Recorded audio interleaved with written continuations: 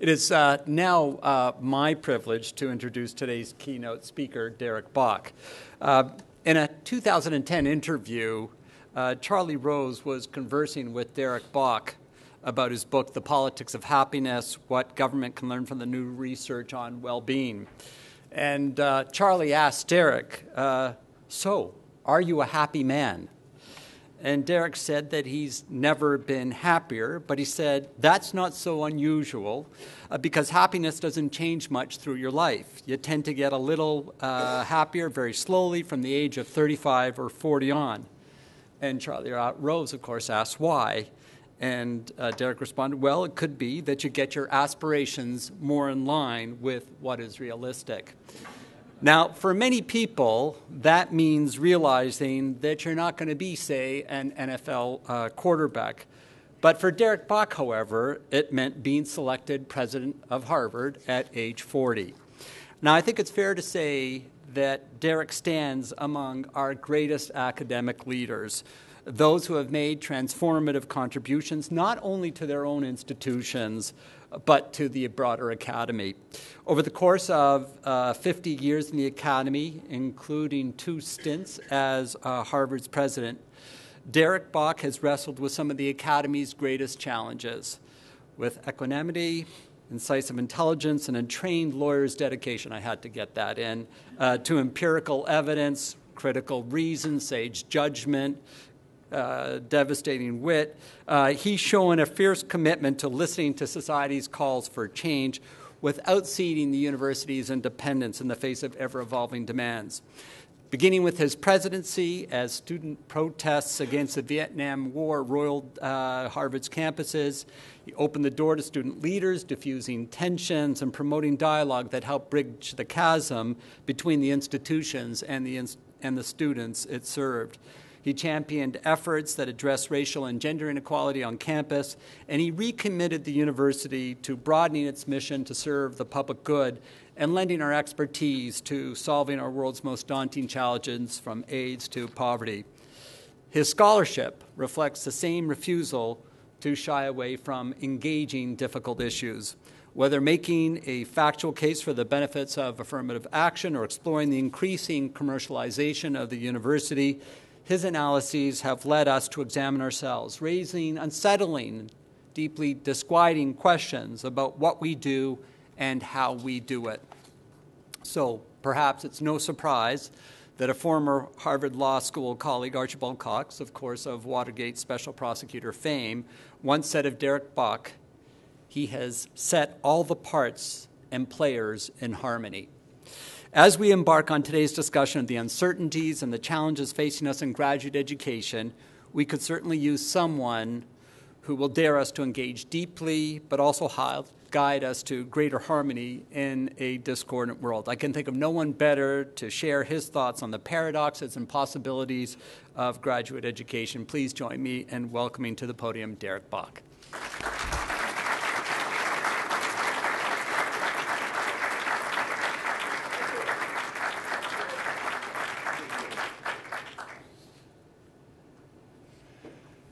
Well, thank you for inviting me. It is a very special honor to be able to speak on graduate education at the university that really pioneered the Ph.D. almost a century and a half ago.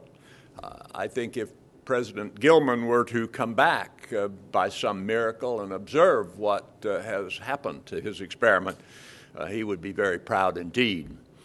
Graduate education has been called by the New York Times the crown jewel in American higher education. 2/3 of the Nobel laureates in the last few decades received their PhDs in this country. People come from all over the world to enroll in our graduate education. As you know, more than half of science and engineering PhD students come from abroad. And certainly, if indeed emulation is the most sincere form of flattery, we can take pride in the fact that more and more countries around the world have decided to emulate the graduate education in the United States as the model for their own country. So after all these triumphs, one might ask, why did you entitle your talk "The Paradoxical State" instead of "The Glorious State" of Ph.D. education? To answer, let me be blunt. Despite the many distinguished scholars and scientists that have earned their Ph.D. in the United States, after decades of working with graduate educators and observing graduate education quite closely, I have reluctantly come to the conclusion that graduate education in our research universities is probably the least well-designed and the least well-administered program of any advanced degree program in American higher education. That is a serious charge, I recognize, and I will try to defend it using, as much as I can, empirical evidence rather than my own personal prejudices or opinions or the chance impressions I have gained from having a wife and two children who are all PhDs at leading universities. I will try to be relatively brief in my remarks because I'd love to get your feedback or pushback. I'm sure I will learn a great deal from it.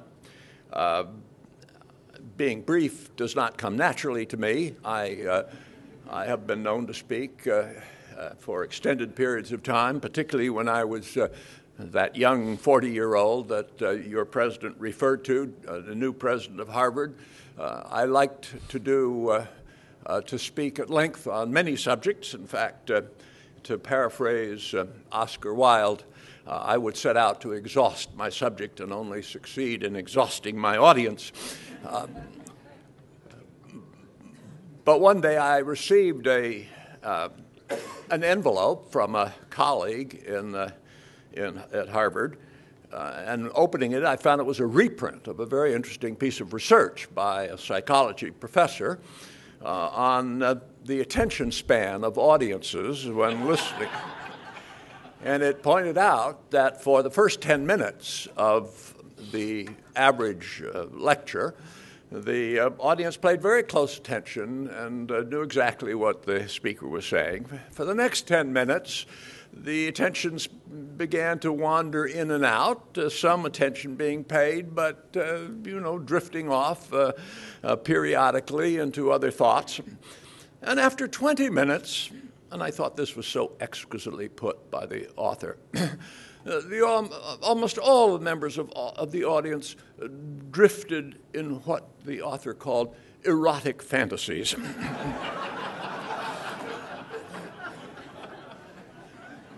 Now, I come from a Puritan university. The last thing I would want to do was to subject any of you to erotic fantasies.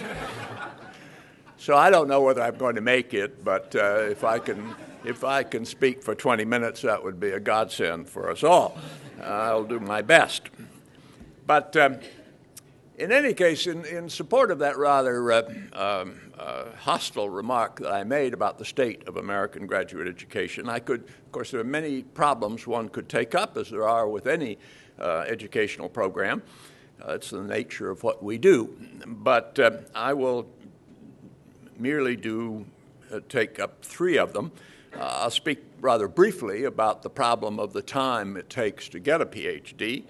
And about the problem of attrition, but spend most of the time talking about the preparation or lack of preparation that the Ph.D. program provides to prepare its graduates for their responsibilities as teachers.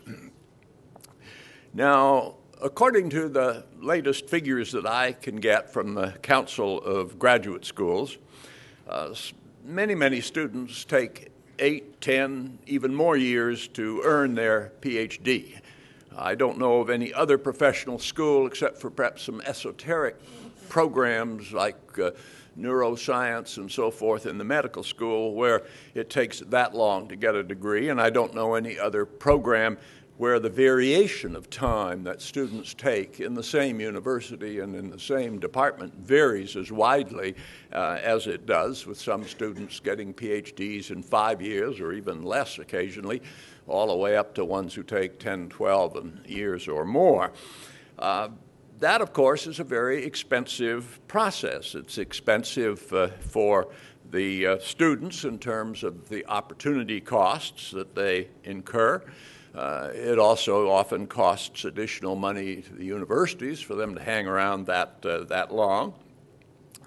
There are some faculty who defend all of this by saying, well, it's good with job prospects being as weak as they are today. It's good that students can remain for extended periods of time and polish up their thesis and publish more things and therefore strengthen their case for an academic job when it appears. But actually, studies show that there is no advantage for students waiting beyond 7 years, even if you control for all sorts of things, the college grades of the student, the quality of the graduate student program, the nature of the university involved, and so forth.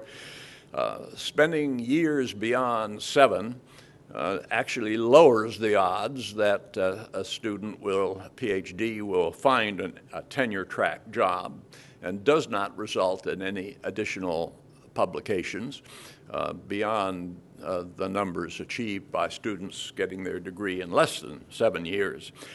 So I think the inference to be drawn from all that is it's much better to have students graduate within 7 years and publish if they are to maximize their chances for a job. And yet, 40%, as I look at it, 40% of humanities students and close to 30% of social scientists, PhDs, take 8, 10 years or more to get their degree. And that seems to me an initial problem that suggests something less than tight administration in the conduct of these programs.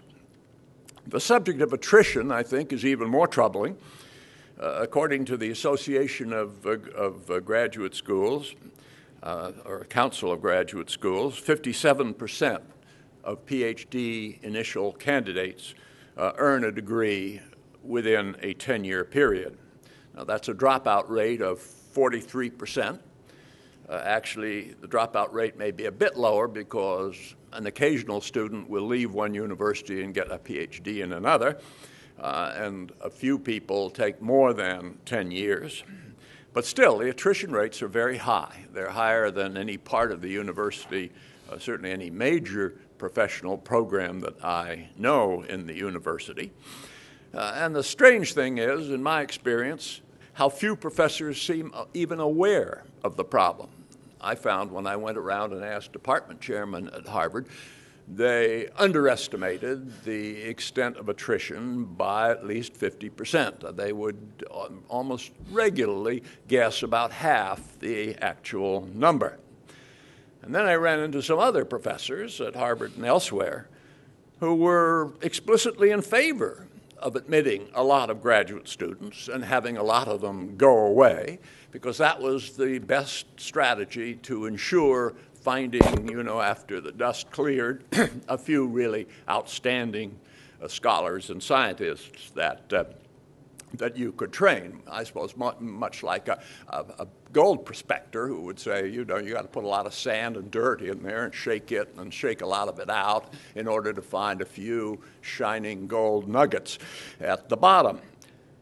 That's a very expensive and I think very cruel tactic. I mean, there's an enormous loss of fellowship money to the university in admitting a great many more people than will actually get a degree. It's certainly very hard on the students. Some professors then reply that, no, it's not hard on the students because most of them drop out within the first 2 years and it's not much time wasted. Well, of course, even if it were true, it's still expensive to the university with all the first and second year fellowship money that the universities expend. It's still 1 or 2 years of a student's life wasted. Not wasted, but certainly not optimally spent.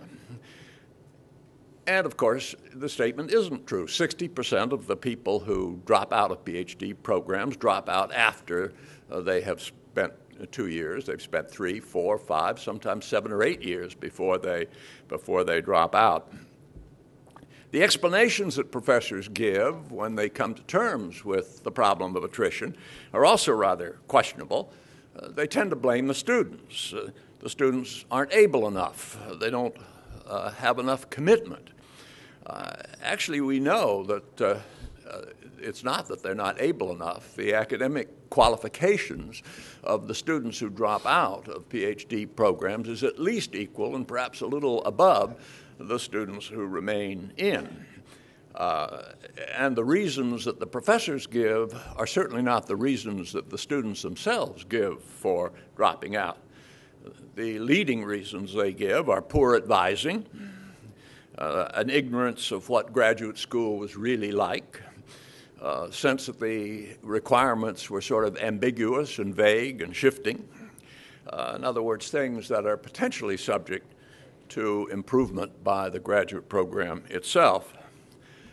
And then when you look at the variation in the attrition rate, that's also remarkable. In Bowen and Rudenstein's study of graduate programs in 10 leading universities, it's striking that about half of the universities had dropout rates of 25%, but the other half had dropouts of 50%. If you look at departments in the same university, there are studies of that too, it shows a variation in the dropout rate. Some have 20% dropout. Other departments in the same university have 80% dropout. And when you see such wide differences, you can be pretty sure that the current dropout rate is not inevitable. That obviously if some parts of the university and some universities are so much more successful in graduating a higher proportion of their students than others, there must be things that human beings can do to improve substantially on our current record. And indeed, there are ways to improve matters.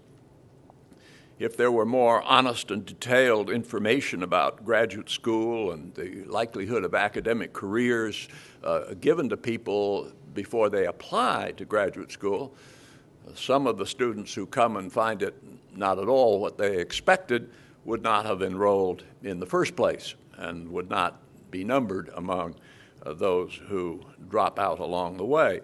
If there were clear guidelines about how long the degree is supposed to take and what students are supposed to accomplish at what stage in their graduate career, you would expect some drop-off in the dropout rate.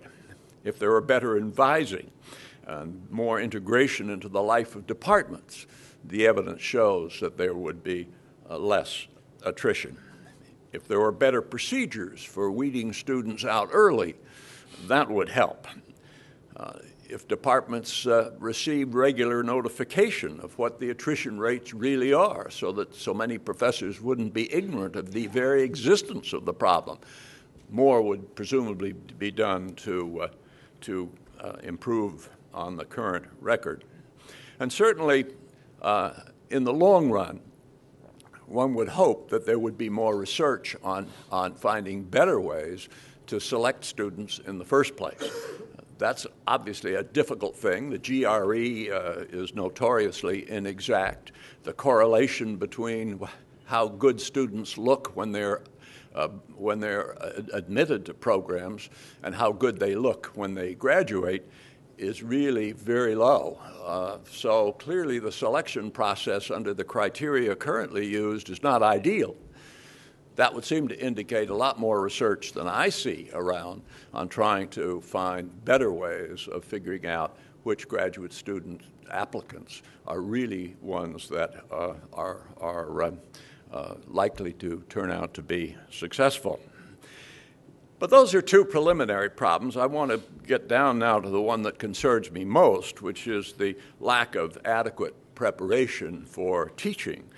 for graduate students. And in saying that, I know full well that of course, graduate students do get opportunities to be teaching assistants and thereby gain experience in teaching undergraduates. And I know that most universities now have created teaching and learning centers, and I recognize them as real improvements. But still, if we look at the evidence, you find that about 40% of teaching assistants feel that they get adequate supervision from their professor. The other 60% do not, and that's a disappointment.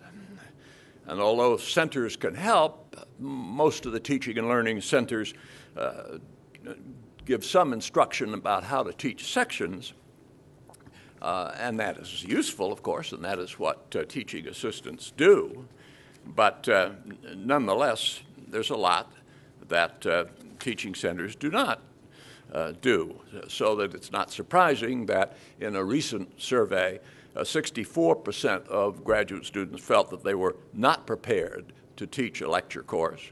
A full 86% said that they were not prepared to utilize new technology in their teaching, even though I would hazard a guess that teaching in the next generation is going to be profoundly affected by the imaginative use of technology to enhance student learning. So that's a pretty serious deficiency. And there are similar deficiencies in other aspects of an adequate preparation for undergraduate instruction. So this neglect of teaching, for reasons that I will indicate, is really more unfortunate, I think, than many professors engaged in graduate education are prepared to admit. I mean, we start with the fact that teaching is overwhelmingly the main reason why students choose to get a Ph.D. 84% of all students who who enter Ph.D. programs say that their interest in teaching students was a prominent factor in their decision to go to graduate school.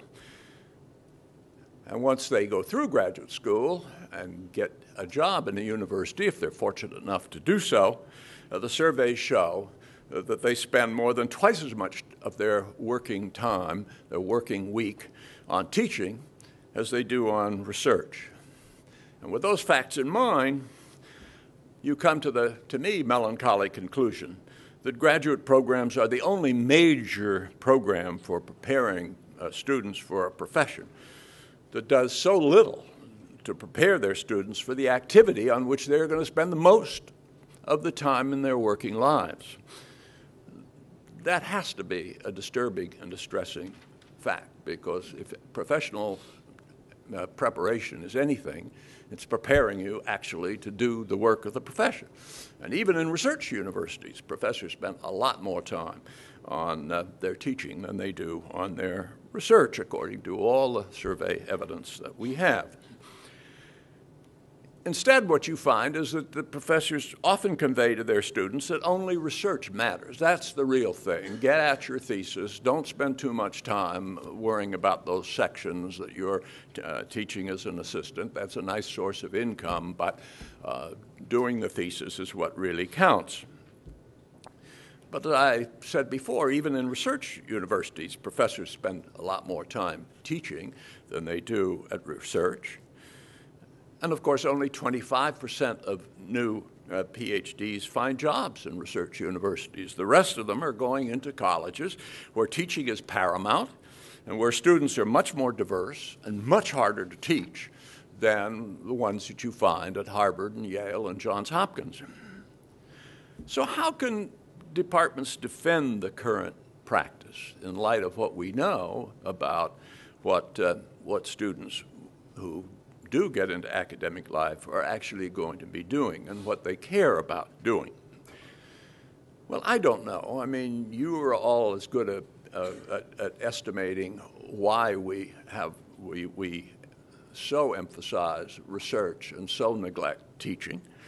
My guess is that there's a very prevalent opinion that teaching is something that can't be taught, really. It's an art that one learns by doing and by experience, but not by programs in graduate school. After all, that's the way the current faculty learn to teach. And since surveys show that over 90% of the existing faculties of American colleges and universities believe that they are better than average teachers, why should they feel that the new crop of students need to be any better prepared than they were? Well, that to me was never a convincing argument, and it's even less plausible today. For many reasons, college teaching today and in the future is going to be more of a challenge than it has been in the past. I mean, there's some very disturbing facts about undergraduate education that are coming to light and make the challenge of teaching effectively at this level much more evident than it has been in the past.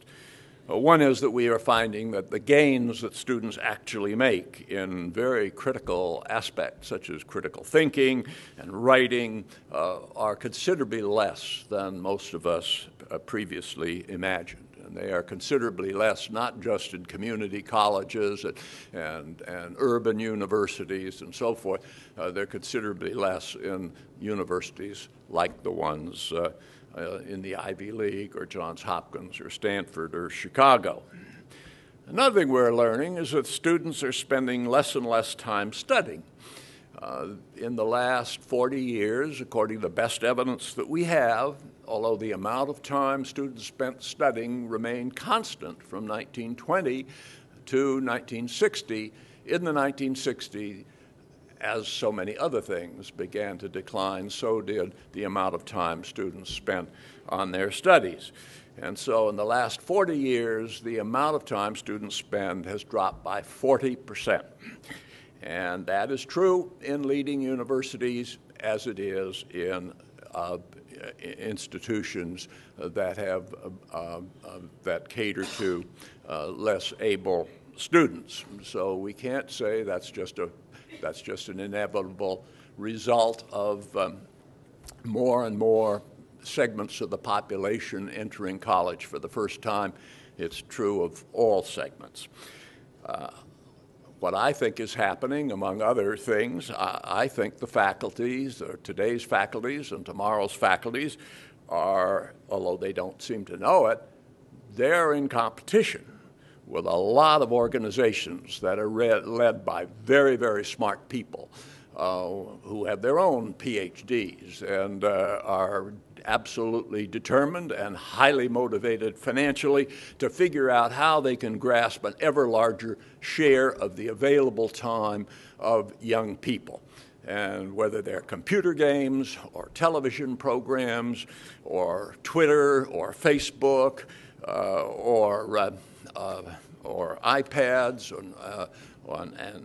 and all the other technological lures on which students are spending much more time today than they are on their studies, these people are competing for the time and attention of young people. And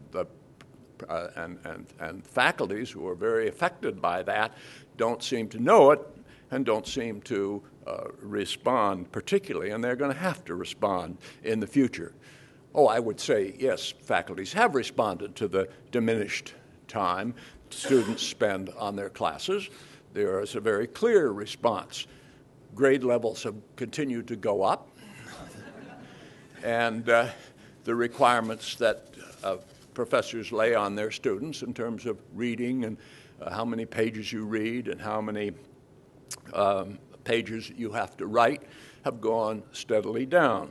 So instead of fighting this and fighting for the time and attention of students, we are acquiescing in it by lowering our standards, and that is clearly something that ought to stop. But fortunately, I think we know now a lot more about teaching and about motivating students and attracting and maintaining their attention than we used to. I mean, there are some very interesting findings that have come out of cognitive science about how students learn that have applications to teaching. There's a mountain of empirical research on different teaching methods and which are more effective than others in fostering student learning. There's more and more knowledge coming out about the uses of technology, some fascinating opportunities for using technology, not just to give feedback to students or to inform them about class assignments and the like, but using technology actually to adapt to the particular learning styles and learning problems of different students and help them learn more efficiently. So there are lots of opportunities to resist this erosion in the time and attention students are paying. But much of that knowledge is currently being ignored by arts and sciences faculties. Let me just illustrate in one quick example. 99% of college professors in the United States say that critical thinking is, quote, very important or, quote, essential goal of undergraduate education. In fact, over 90% say that critical thinking is the most important goal for undergraduate education. Despite that, lecturing is still the most common teaching method that you find, and certainly is the form of teaching that takes up most of the students' courses that they take in college, even though lecturing has been shown quite convincingly to be a very ineffective method for teaching better habits of critical thinking. Indeed, just to carry it one step further, there are very few studies, unfortunately, of what kinds of exams are constructed for undergraduates, even though, as you know, the nature of the examinations that are given profoundly affects the way students study in their courses. And you would think that if critical thinking is the most important goal in undergraduate education, that the exams that students get in college would stress critical thinking. That turns out not to be the case. I mean, in the best study that I've read, one of leading liberal arts colleges and the other of highly selected research universities, in both cases, the amount of exam questions that really called for critical thinking made up less than 20% of the material in the exam. The great bulk of the exam questions tested for recall or comprehension of material, which of course are much lower level and not at all the same as critical thinking. So there are a lot of problems here, and much of it, I would suggest, is due to the lack of preparation of graduate students who become professors in what we know about effective teaching and learning. And much of the reason why universities, which I think are very quick to adapt to so many problems and opportunities that come their way, are so slow really to change the way in which they teach. They're notoriously conservative in changing the methods of education, and one reason I think is because the graduate students who become faculty have not been trained to see what the possibilities are and what the reasons are for changing what they're currently doing. Now, to me, a major hindrance that we feel is that we have in changing the Ph.D. to give more prominence to preparation for teaching is confusion over who should take responsibility for it. I mean, traditionally, departments have been responsible. Traditionally, universities have kind of let departments run the graduate programs. But departments cannot really respond to the problems that I've been talking about. There's no department, with a possible exception of the psychology department, that is equipped to teach students about the findings from cognitive psychology or empirical research on learning and teaching methods or the uses of technology. If material like that is to become available for as a part of graduate student training, deans and provosts are going to have to take the initiative because only they can call upon the intellectual resources of the university to provide the kind of instruction that is needed. So if I can quickly say what ought to be done, certainly the obvious answer for many people would be we should ask our teaching and learning centers to take charge of a larger amount of instruction for our graduate students.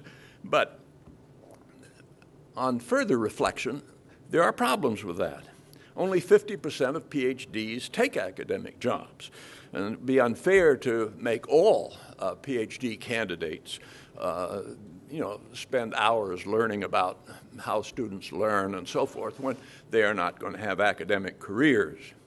What is fair, I think, is to insist that all people who want to be teaching assistants and want to be paid for teaching sections ought to be required to prepare adequately for their responsibilities.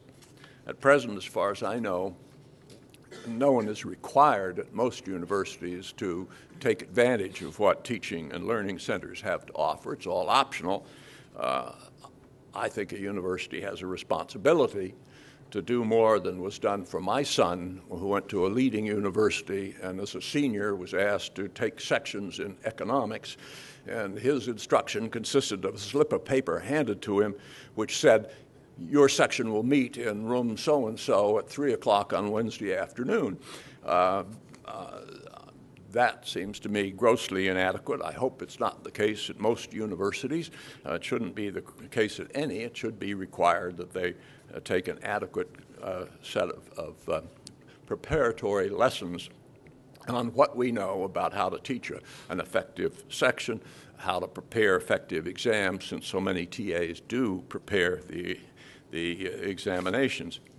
But how about graduate students who do? How about the 50% who do pursue an academic career? There, it seems to me, and this is certainly arguable, but I feel the responsibility in the end should probably lie not with graduate schools, but with the university that actually hires people to be as assistant professors, or indeed as adjuncts, or any kind of instruction.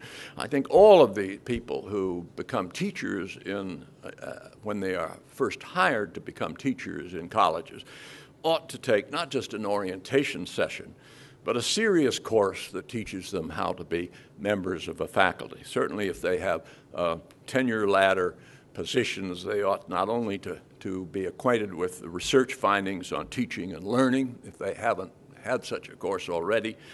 They should learn about academic values, about the ethical issues that crop up in the lives of teachers and researchers.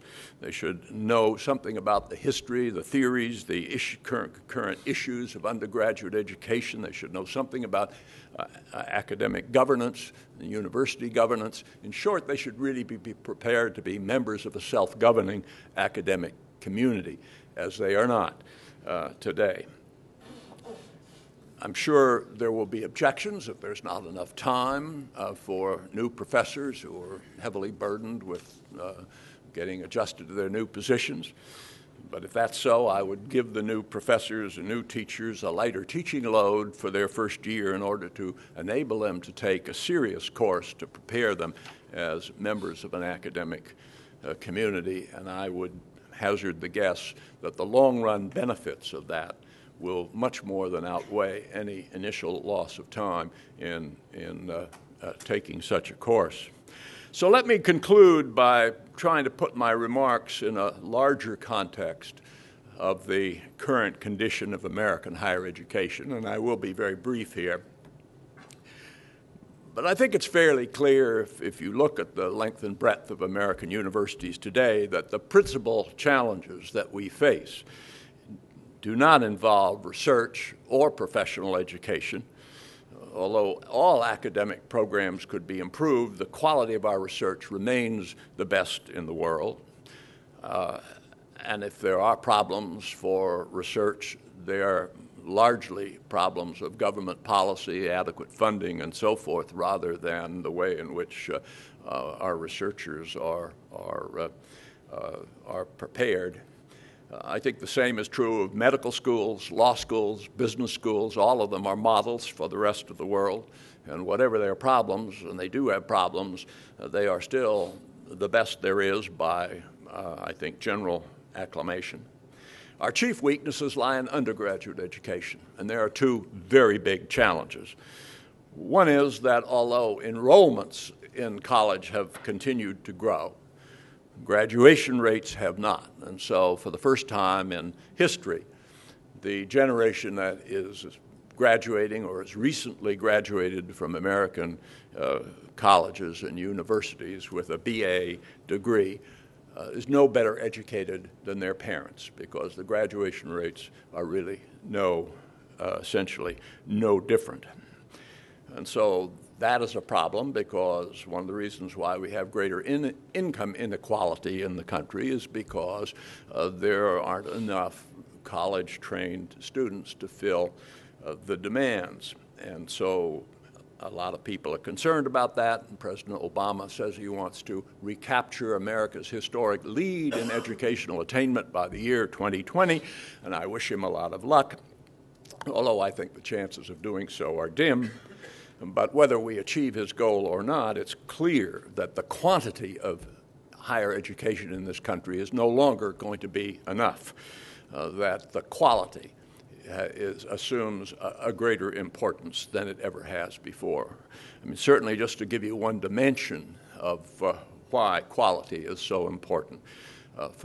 Really, one thing that globalization has done is to mean that our students graduating from college today are no longer going to be competing for good jobs with other well-trained American college recent graduates.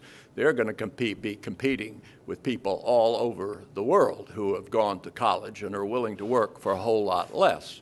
So when you see American corporations getting more and more of their science research done in other countries, when you see 500,000 tax returns being prepared not by CPAs in America, but by faceless people somewhere in Bangalore, and you see more and more jobs that we associate with a college degree being farmed out overseas due to the miracles of modern technology, you realize that we are going to be able to do for our students what we've done in the past only if the quality of our education is as good as we can make it. And what are we doing in the face of that challenge? As I said before, students are studying less and receiving higher grades.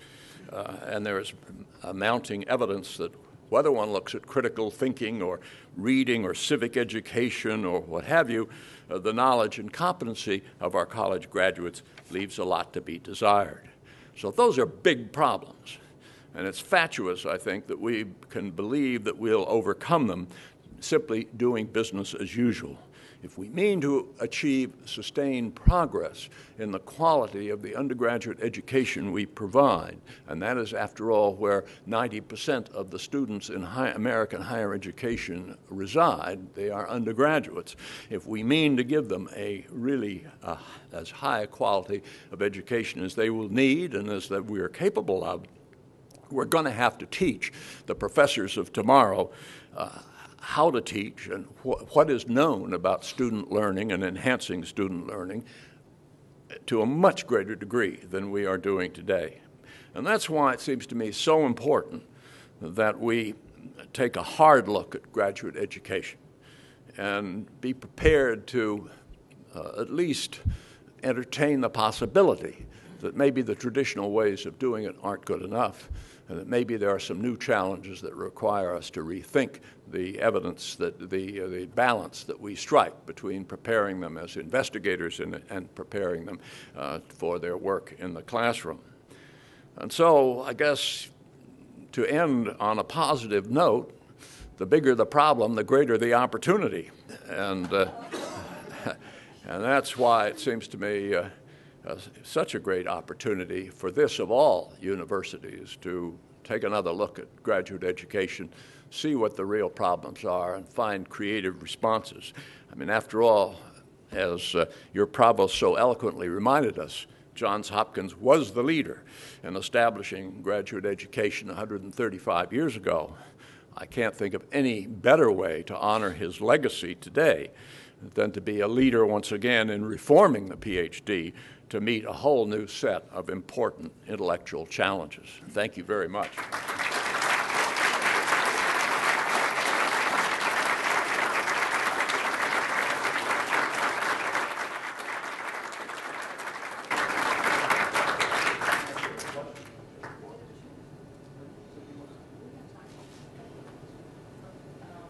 Did I leave any time, or did I, as usual, speak at interminable length?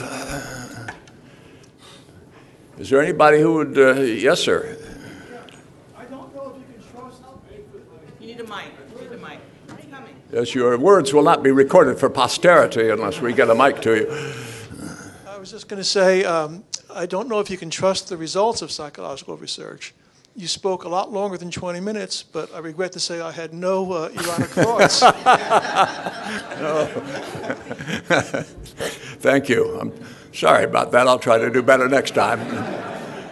Whether I mean do better by giving you erotic fantasies or do better by speaking less time, only history will record.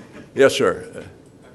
I'd also like to say that I think your talk was inspirational, and I think there are a few people in this audience that fell into that second 10-minute span, or even that third 10-minute span that you referred to.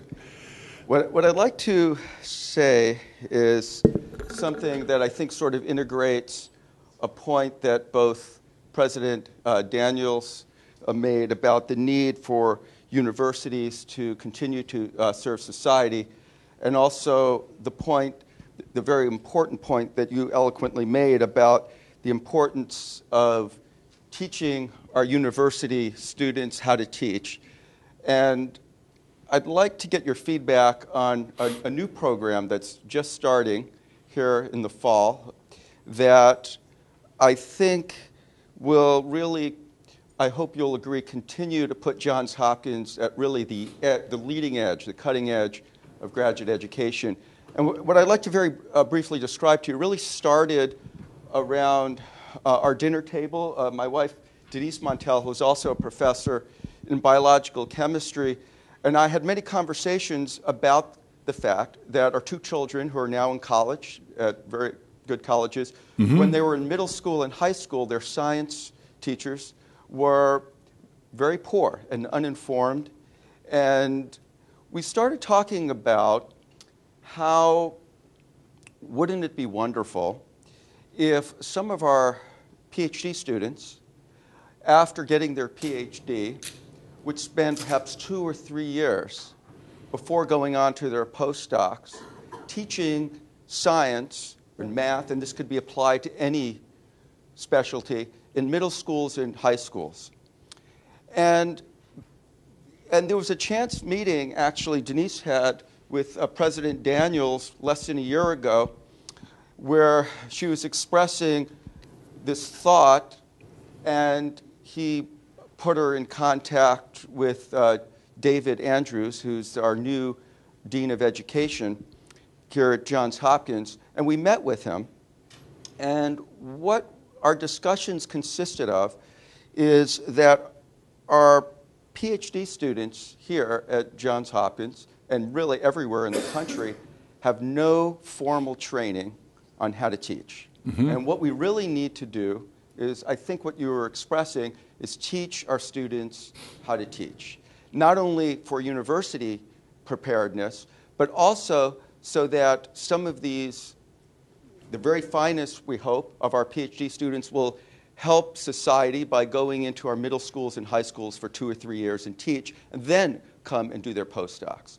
So we met with David Andrews, who, by the way, is not here this morning. Will be here later, because I'll tell you what he's doing this morning. I think you'll be very excited about this, because we had a number of meetings with David Andrews, and I can tell you that he was not only very receptive to this idea, he embraced it with such enthusiasm that as of this fall in September, the very first course that has been offered at Johns Hopkins, and I dare to say perhaps in the country, that is actually teaching PhD students in the sciences how to teach, is going on and being taught by David Andrews. In fact, he's just finishing up now. He's teaching a lecture this morning from 9 to 10:30. And the concept is that 20 of our really good predoctoral students, there are a few postdoctoral fellows as well who are taking this course and learning from him about teaching methodologies. And this is meant to be part of a large program where many of these students perhaps only take one course, Some of them will continue to take 1 or 2 courses a year. Some of them may even get a teaching credential along with their Ph.D. at the end of this program.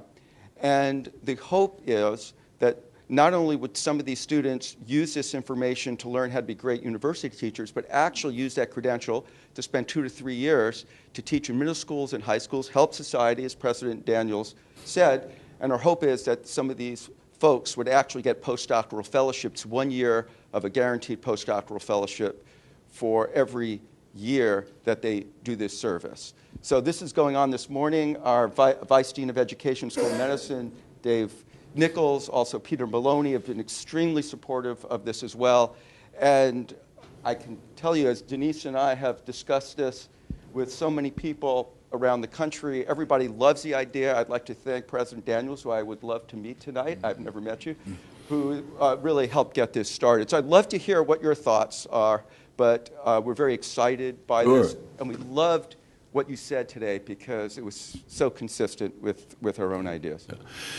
No, I'm delighted to hear it. In one sense, I'm not surprised. I find on my own campus that the people who are most interested in improving the quality of teaching, and I think even going back some decades, the disciplines where you find older professors really becoming interested in teaching at lower levels in middle school and high school come from the sciences. I would say 90% of the group that I would assemble in a room if I wanted to get the group of Harvard students Harvard professors who are really interested in improving the quality of teaching, 90% of them would be scientists. So I think that's wonderful, and I think clearly getting down into the schools is important, very important. I mean, everything we learn is that the quality of science teaching is low, and many of the people who teach science and mathematics in high school are not even properly trained in the subject. So it would be terrific if I hope that in doing so, there will be attention paid to learning as much as you can about how to teach before you send these students into the high schools. And also you have a job to do in your own teaching, if I can be as bold enough to say. One of the things I'm sure scientists notice is that 30 to 40% of the students who come to college saying they want to major in science drift into other fields. And interestingly enough, the reason most often given for why they decided to drift away from a science major into some other field in social science or humanities is poor teaching. So I think these two things could fit together in a wonderful way if the interest that exists there and among science professors can be mobilized, both for teaching in the colleges and in the middle schools. It could make a huge difference. And if you were pioneering in that direction, you were doing God's work, and I could not wish you more success. I think it's a wonderful undertaking for something that, in certain senses is particularly needed in the sciences. And so I hope you can build on the interest that does seem to exist there among professors and develop really good programs along the lines you've described. It's very heartening to hear that.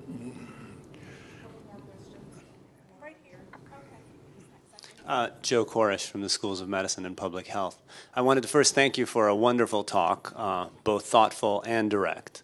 And I wanted to sort of ask a question that may be direct and challenging, and that is, how do you see us making progress in the rewards, metrics, quality, and productivity measures of teaching? And the contrast I would make is being on the medical campus here. Yeah. When I look at promotion, clearly looks at research. When I look at research funding, we regularly get reviewed by the NIH, and unlike other grading systems, we fail 70% of the time, right? So it's pretty clear if you're doing okay or not. Sure. And the rewards, you can go from $0 in research to multiple millions of dollars per year. So if you're doing better, you find out, and if you're not, you find out. In teaching, the bandwidth, right? I mean, who makes 10 times more for teaching, or even twice as much for teaching well? And are we willing to fail or admit, or is everybody above average? Well, I think, that is a very serious problem. Certainly, the incentive structure is particularly the incentives that the outside world provide that are very heavily weighted on the side of research. I mean, sometimes you wonder why professors even show up for their classes, because so little is done to, as they say in business school, incentivize them to do so. I think there are, a variety of little things that you can do, the cumulative impact of which may make a difference. Of course, we all give prizes and awards. I think, that's fine, and it has a symbolic value. But if that's all you do, and that's all a lot of places do, it doesn't take very long to see that that's fine, but the prizes are much greater for research, and nobody pays much, and the people who get the prizes don't get promoted. So I do think you have to look at the appointments and promotions process. We've been doing that at our medical school, trying to beef up the compensation provided to the clinical faculty for doing teaching, trying to integrate the quality of teaching more into the evaluation process for appointments and promotions, trying to establish a teaching and learning center, as they have a flourishing teaching and learning center now in the medical school, trying to find better ways of evaluation of teaching, and not just rely on student evaluations, which have some real problems associated with them. Why, they're better than nothing. But I think one reason why we have grade inflation is because you do get better evaluations if you give higher grades. That's been established. So teaching evaluations are not the be-all and end-all. So we have to figure out. I mean, one way is you could you can measure research, you can evaluate research. People know who the better researchers are, and if you don't know, the NIH will tell you by who gets funded and who doesn't. What do we have on the other side to not just reward, but to reward you've got to have a reliable way of ascertaining who is a good teacher. So some real effort has to go into how we beef up the evaluations we make so they rest on a firmer body of evidence than we now have. And there are some promising ways of trying to do that. So I think you have to work on all those fronts and hope that for the cumulative effect of a number of small steps, coupled with the fact that a lot of people really do get satisfaction out of teaching students, will help to rectify this balance, even though I think it would be overly optimistic to think that we can overcome the imbalance completely. I mean, the rewards are so huge for, I won't go through them because you know them all very well, but they go well beyond just salary and promotion. There are all kinds of other ways in which society gives fame and fortune and exciting opportunities to people to do research without anything commensurate on the teaching side. So it's a big problem, but I think we can at least do better, considerably better than we're doing now, to try to emphasize the other side. Yeah. Okay, so 1, 2, 3, and then we're going to. Thank you very much, President Bock, for a very inspiring talk. You wanted some pushback, so yes. Absolutely. So I don't really, but it's a. So one. It's important to say so. So try to make it as easy as you can. Well, I can't match your eloquence. So, so you'll have to probably supplement it with making it stronger than I can. So the question that I had was that you very nicely, I think, talked about the notion of taking the first year to really inculcate things like academic values, self-governance, etc. But what we see around the country is actually that self-governance in universities is in fact under tremendous attack because of the fact that the whole accountability picture is moving more and more towards very quantifiable kinds of things. And we've seen that in the UK, for example, where PhDs have to be completed in 4 years, and we've seen a real decline of standards in my subject, which is anthropology, in those universities. And they've really tried to then fill it up by having postdocs or something of that kind, which is in effect a continuation of the PhD. So I take your point that 12 years is too much, 7 years is a reasonable number. But the question I wanted to ask you was that in some ways, there is an overall ethos which is very intolerant of something like failure, or what's counted as failure. And yet we know... Intolerant of what? Of failure. Oh, yeah. Mm-hmm.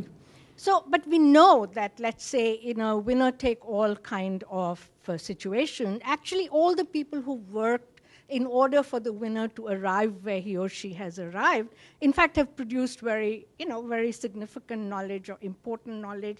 And I find it interesting that corporations use it in all kinds of ways, so that even if they're rewarding one person, they're actually hoping that a lot of people will put in efforts which will, in fact, be very useful.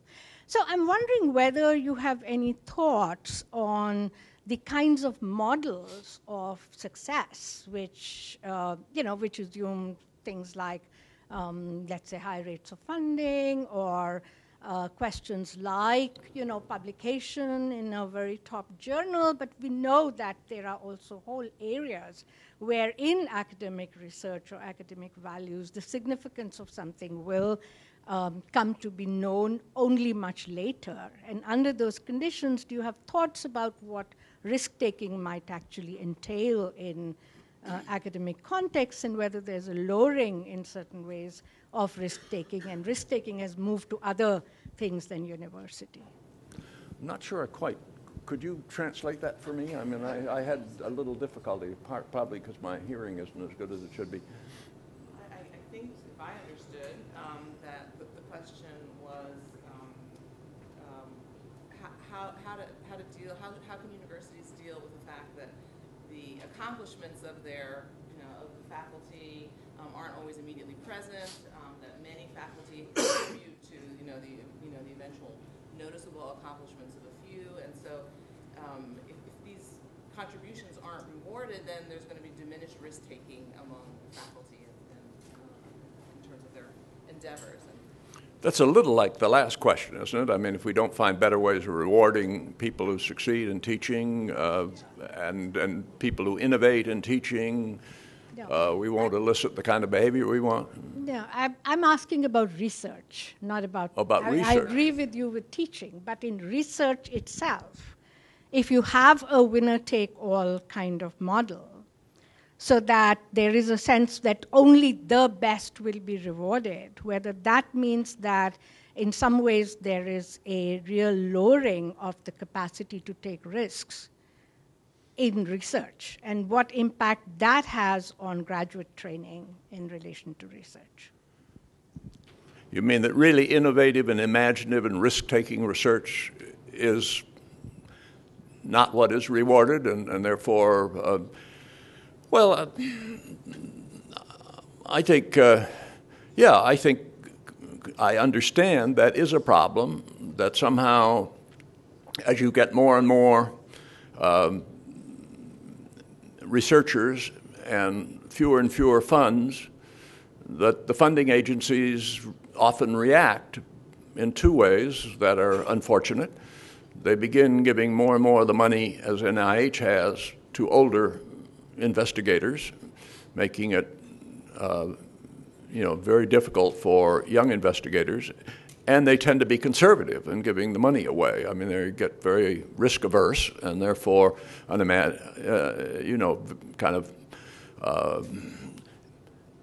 certain familiar forms of research continue to get funded, and people who take chances don't. I think that is a serious problem. I would put it even further. I think I really worry about a situation in which, particularly for scientists, there are all these years of being a postdoc before you even start your academic career, and then you wait a while longer before, I think the average age, isn't it, of 42 before the average age before somebody first gets research funding to do their own research.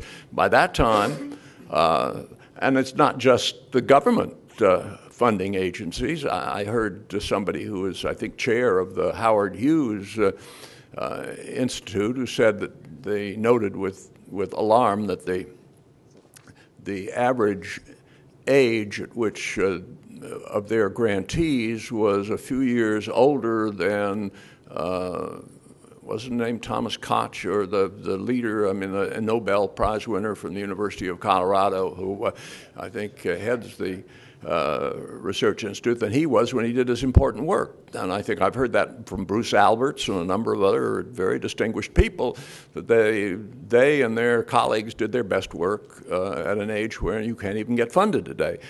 That's a huge problem. That would require preparing for a lecture that I am not giving, so I can't do it. But I would really be worried that today that you're going to see a drop-off in the quality of people going into science and getting a Ph.D. in science when they take a hard look at how long the road is, how long they have to wait before they can really get their own career started, and how how chancy it is whether they, at the end of that bumpy road, they're going to get the job they wanted anyway. I think at a certain point, people are just going to say, I'd rather go to business school. And so, unfortunately, I think a lot of that is not under control of the university. It's really under control of, more control by funding agencies who haven't figured out. There are, of course, imaginative things you can do to increase the stipends of